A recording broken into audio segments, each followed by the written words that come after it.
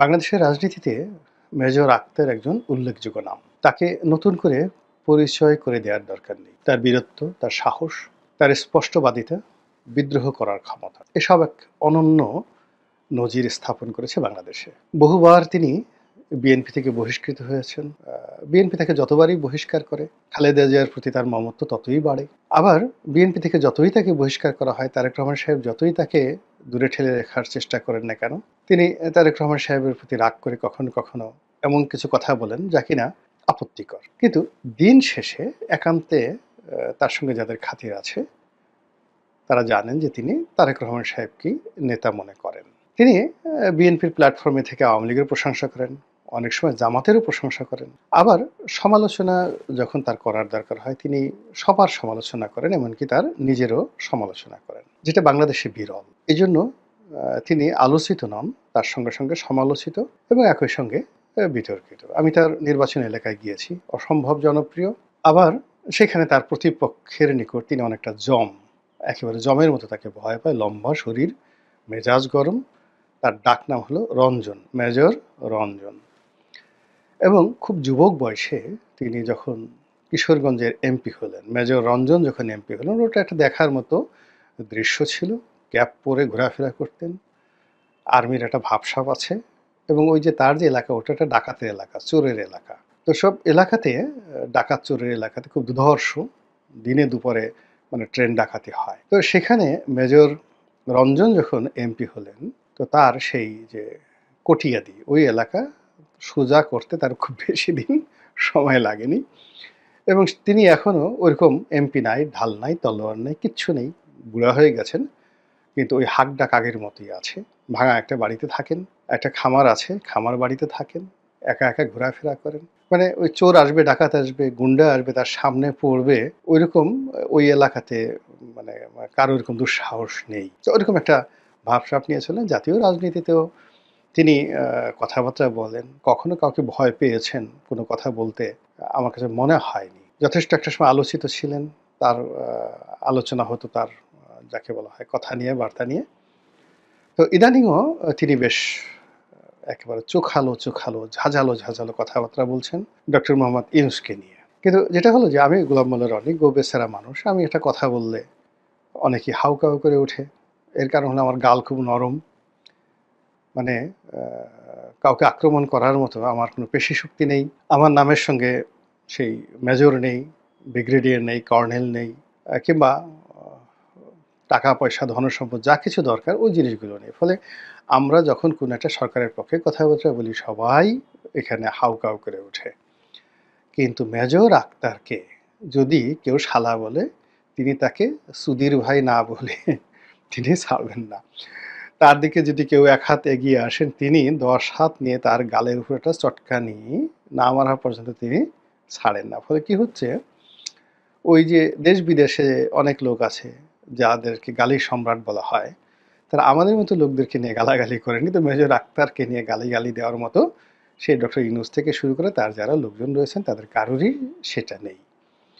তো সেই মেজর আক্তার সম্প্রতি একটি সেই যে অনলাইন প্ল্যাটফর্ম, ইদানিংকালে বেশ জনপ্রিয়, একসময় ২১শে টেলিভিশনের সাংবাদিক ছিলেন। সেই সাংবাদিকের একটা ইউটিউব চ্যানেল আছে। তো সেই চ্যানেলে তিনি একটা সাক্ষাৎকার দিয়েছেন। তো সাক্ষাৎকার দেওয়ার যে তার ভাষা, বক্তব্য, এটাকে আবার সেই চ্যানেলের যিনি সাংবাদিক তিনি এটাকে শিরোনাম করেছেন। তো একেবারে পিলে চমকানো শিরোনাম। আর ওই কথা সেই যাকে বলা হয় বাংলাদেশে এই মুহূর্তে মেজর আক্তার ছাড়া কেউ বলতে পারবেন না। আর ওই যে সাংবাদিক প্রকাশ করেছেন তারও ইদানিং যাকে বলা হয় সাহস এবং শক্তি আমাদের অনেকের চাইতে বেশি। তো এই যে মিস্টার পান্না, ডাক্তার মঞ্জুরুল ইসলাম পান্না, আমরা পান্না হিসেবে ডাকি, আমাদের ছোট ভাই। পান্নার যে এত সাহস, এটা আমি কোনোদিন টের পাইনি। ও ২১শে চাকরি করতো সালাম সাহেবের ওখানে, এবং ২১শে সালাম সাহেব তার যে বিপদের সময়টিতে পান্না সবসময় তার সঙ্গে ছিলেন। সালাম সাহেব যখন গ্রেপ্তার হলেন সেই আওয়ামী লীগের দ্বারা, তখন বাংলাদেশে আসলে তার পক্ষে কেউ কথা বলেনি, কেউ কথা বলেনি। আমি তখন প্রতিবাদ করেছিলাম টকশোতে বলেছিলাম যে এটা কোনো অবস্থাতেই একুশে টেলিভিশনের সঙ্গে শেখ হাসিনা যেটা করছেন সেটা ঠিক না। তারপর সে জেল থেকে বোধহয় খবর পেল যে আমি এই ব্যাপারে কথা বলেছি। তিনি তার সেই সম্ভবত পান্না অথবা মজুমদার জুয়েল তার মাধ্যমে তিনি আমাকে একটা রিকোয়েস্ট করলেন যে রনি ভাই, আমাদের সালাম সাহেব আপনাকে সালাম দিয়েছেন, তাকে নিয়ে যদি পারেন কিছু একটা লেখা লেখেন আর কি। তো ওই সময় যাকে বলা হয় আব্দুল সালামের নাম উচ্চারণ করা বাংলাদেশে খুব শক্তির দরকার ছিল। তো যাই হোক, আমি সেই দৈনিক নয়া দিগন্ত পত্রিকায় একেবারে পুরো একটা পত্রিকায় সম্পাদকীয় লিখে ফেললাম যাকে বলে আব্দুল সালামকে নিয়ে, এবং নয়া দিগন্ত সেটা ছাপালো পরিপূর্ণভাবে। একেবারে আব্দুল সালাম একুশে টেলিভিশনকে নিয়ে পরিপূর্ণভাবে প্রায় ২৫০০ শব্দের একটা সেই সম্পাদকীয়। সালাম সাহেবের এক ভাই, আমি নাম বলতে পারবো, সে টেলিফোন করে অনেক কৃতজ্ঞতা জানালো। তো যাই হোক, এনিওয়ে সালাম সাহেব এই পট পরিবর্তনের পরে সে জেলখানা থেকে বের হলো, একুশের সে মালিকানা নিল আবার বুঝে। পান্না সেখানে হঠাৎ করে চাকরি হারিয়ে ফেললো, কেন হারালো আমি পান্নার সাথে কথা হয়নি।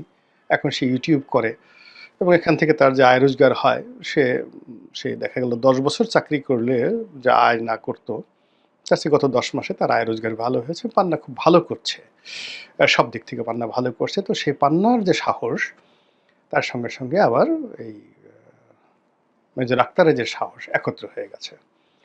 তো পান্নার ইউটিউব চ্যানেলে তিনি যেটা বলেছেন যে আওয়ামী লীগ এত সোজা জিনিস নয়। আওয়ামী লীগ আর কয়দিন পরে সেই আগস্ট মাসকে ডেডলাইন দিয়েছে, 2025 সনের আগস্ট মাসে ডেডলাইন দিয়েছেন কে? মেজর আক্তার, যে আগস্ট মাসে থেকে আওয়ামী লীগ খেলা শুরু করবে এবং ঘোষণা দিয়ে খেলা শুরু করবে, আজান দিয়ে খেলা শুরু করবে। আজান মানে আহ্বান দিয়ে, আসো আমার সঙ্গে খেলো। তো এই কথা মেজর আক্তার কি আওয়ামী লীগের পক্ষে বললেন না বিপক্ষে বললেন? এটি কি মেজর আক্তার বিএনপির পক্ষে বললেন নাকি বিপক্ষে বললেন? আমার কাছে যেটা ব্যক্তিগতভাবে মনে হয়েছে যে তিনি কারো পক্ষে বলেননি। তার যে রাজনীতির প্রজ্ঞা বা অভিজ্ঞতা, তিনি শেখ হাসিনাকে খুব ঘনিষ্ঠভাবে দেখেছেন, বেগম জিয়াকে ঘনিষ্ঠভাবে দেখেছেন, এবং বাংলাদেশের ইতিহাসের দুটো সন্ধিক্ষণে তিনি দুজনের খুব কাছাকাছি ছিলেন। যেমন 1/11-এর সময় বেগম জিয়া কিন্তু সিদ্ধান্ত নিয়ে ফেলেছেন যে তিনি বিদেশে চলে যাবেন। আগে তো তারেক রহমান সাহেব গেছেন, এখন বেগম জিয়াও যাবেন, এবং তাকে এয়ারপোর্টে নিয়ে যাওয়ার জন্য ১/১১-র সময় ব্রিগেডিয়ার বাড়ি, ডিজিএফআই ব্রিগেডিয়ার বাড়ি, বেগম জিয়ার বাড়িতে বসে আছেন। বেগম জিয়া মানে তার ব্যাগেজ গুছিয়ে সম্ভবত যে গাড়িতে করে এয়ারপোর্টে যাবেন সেই গাড়ির জন্য অপেক্ষা করছেন, এবং ড্রয়িং রুমে ব্রিগেডিয়ার বাড়ি বসে আছেন। এবং ঠিক সেই সময়টিতে ক্যান্টনমেন্টের বাড়িতে, মইনুল হোসেন রোডের সেই বাড়িতে মেজর আক্তার ঢুকলেন, এবং মেজর আক্তার ঢুকে তিনি বেগম জিয়াকে বললেন, ম্যাডাম আপনি এটা কী করতেছেন? আপনার সারা জীবনের অর্জন আপনি শেষ করে দিচ্ছেন, আপনি শেষ হয়ে যাবেন, দলটা শেষ হয়ে যাবেন। এবং তিনি ব্রিগেডিয়ার বাড়িকে রীতিমতো বকা দিলেন, সেখান থেকে বের করে দিলেন। ১/১১-র সময় ব্রিগেডিয়ার বাড়িকে, যাকে বলা হয় বকা দেওয়া, এবং তার সামনে বেগম জিয়াকে বকা দেওয়া এত সোজা বিষয় না। আজকে বিএনপির যারা বড় বড় কথা বলছেন, ১/১১-র সময় ব্রিগেডিয়ার বাড়ির পিয়ন, ড্রাইভার, দারোয়ানের পা ধরে অনেকে কান্নাকাটি করেছেন। তো এই হলো মেজর আক্তার। ফলে বেগম জিয়া সিদ্ধান্ত পরিবর্তন করলেন, ব্রিগেডিয়ার বাড়ি সেখান থেকে চলে যেতে বাধ্য হলেন। এবং এটা মেজর আক্তারের গল্প নয়, ব্রিগেডিয়ার বাড়ি সেই আমেরিকা থেকে সে এই সাক্ষাৎকার দিয়ে এই সত্য প্রকাশ করেছেন। বেগম জিয়া জীবিত আছেন, জিজ্ঞেস করে দেখতে পারেন। তো কাজেই বিএনপির খুব ক্রুশিয়াল মোমেন্টে তিনি বিএনপিকে দেখেছেন জিয়াউর রহমানকে, একসাথে যুদ্ধ করেছেন, এই যে ফ্রিডম ফাইটার। তো কাজেই বিএনপি রাজনীতিতে খুব অল্প লোক আছেন। তিনি আছেন, কর্নেল ওলি আছেন, আব্দুল সালাম তালুকদার সাহেব ছিলেন, কে এম ওবায়দুর রহমান সাহেব ছিলেন, মানে যারা একেবারে প্রথম দিন থেকে বিএনপি রাজনীতি বোঝেন, সৃষ্টি করেছেন। যেমন ফেরদৌস আহমেদ কুরেশি ছিলেন, আব্দুল হামিদ চৌধুরী ছিলেন, কে এম ওবায়দুর রহমান, মানে যারা বিএনপির শুরু থেকে, শাহ মজিম সাহেব ছিলেন, ইন্টেলেকচুয়ালি বিএনপিকে ডেভেলপ করেছেন এবং সাংগঠনিকভাবে বিএনপিকে শক্তিশালী করেছেন। বীর চৌধুরী ছিলেন, এখনকার বিএনপির যারা আছেন তারা এই মানে যাকে বলা আবেগটা, এই বিএনপির সৃষ্টির এই মাধুর্যটা বুঝতে পারবেন না। আ তো যাই হোক এনিওয়ে তারপরে তিনি আবার শেখ হাসিনার সঙ্গেও তার ঘনিষ্ঠতা হয়েছে বেশ কয়েকবার। শেখ হাসিনা তাকে মন্ত্রী করতে চেয়েছেন। তার দলে নিতে চেয়েছেন। একবার তিনি ওই যে পদত্যাগ করে বসলেন বিএনপি থেকে। তখন শেখ হাসিনা তাকে মন্ত্রী করতে চেয়েছেন। বলল যে, "না, আমি যদি এখন আপনার মন্ত্রী হই তাহলে বলবে যে আমি মন্ত্রী হওয়ার জন্যই বিএনপি থেকে পদত্যাগ করেছি বা বিএনপি আমাকে বহিষ্কার করেছে। অতএব এটা হবে না। আমি যে আমার মতো আছি।" This is major Akhtar. আবার এই যে ২০২৪ সনে সে মনে করেছে যে ইলেকশন করবে। সে ইলেকশন করেছে। তার মতো সে ফেল করেছে। কিন্তু সে ইলেকশন করেছে। ২০১৮ তে আবার বিএনপি মনোনয়নে ইলেকশন করেছে। তো কাজেই দুটো দলকে সে যেভাবে চিনেন সেভাবে বাংলাদেশে খুব অল্প লোক আছে কাছের থেকে এই দুটো দলকে তারা চিনেন। তো সেই অভিজ্ঞতা থেকেই তিনি বলেছেন যে আজান দেবে। আওয়ামী লীগ আজান দিয়ে মাঠে নামবে। হতে পারে। কিন্তু যে কথাটা খুব ভয়ংকরভাবে তিনি বলেছেন যে, "অপেক্ষা করেন। ডিসেম্বর মাসে নির্বাচন তো দূরের কথা। ডিসেম্বর মাসে গৃহযুদ্ধ শুরু হয়ে যাবে।" আমাদের দেশে আসলে আমি এটা উনার সঙ্গে দ্বিমত পোষণ করি। আমাদের দেশে গৃহযুদ্ধের ইতিহাস নেই।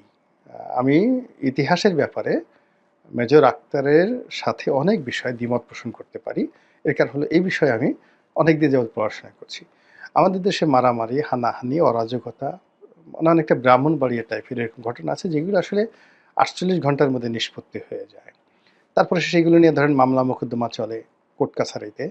পরে আবার নিষ্পত্তি হয়ে যায়। ৫-৬ বছর কোর্ট কাছারিতে লড়ে আবার গ্রাম্য সালিসিতে নিষ্পত্তি হয়ে যায়। এগুলো আমাদের ইতিহাস। কিন্তু আরবের মতো, ইরানের মতো এভাবে যুদ্ধ করা, গৃহযুদ্ধ করা, আ তুরস্কের মতো যুদ্ধ করা, সিরিয়ার মতো যুদ্ধ করা এগুলো আমাদের রক্তের মধ্যে নাই। আফগানিস্তানের মতো যুদ্ধ করা। এমনকি পাকিস্তানের পাঠান, বালুচ এরা যেভাবে যুদ্ধ করে আমাদের ওরকম যুদ্ধের ইতিহাস নেই। ফলে আসলে বাংলাদেশে অরাজকতা হবে, অরাজকতা হবে বা হতে পারে যদি বর্তমান সরকার ব্যর্থ হয়। কিন্তু এটা নিয়ে গৃহযুদ্ধ হবে I do not agree. তো সেক্ষেত্রে আ আমি যে শিরোনামটি ব্যবহার করেছি যে, মেজর আক্তার কি পাগল হয়ে গেলেন কিনা? এটা আমার কথা না। মেজর আক্তারকে বিএনপির বেশিরভাগ লোকই পাগলা আক্তার বলে, পাগল বলেন। তো এটা আদর করে হয়তো বলতে পারেন। আমার সাথে তার যে ব্যক্তিগত সম্পর্ক, বিএনপির অনেক লোক যদি তাকে পাগল বলতে পারেন, তা আমিও একটু বললাম। তাতে মনে হয় না যে তারা আমার সম্পর্কটা নষ্ট হবে। আল্লাহ আমাদের সবাইকে হেদায়েত দান করুন।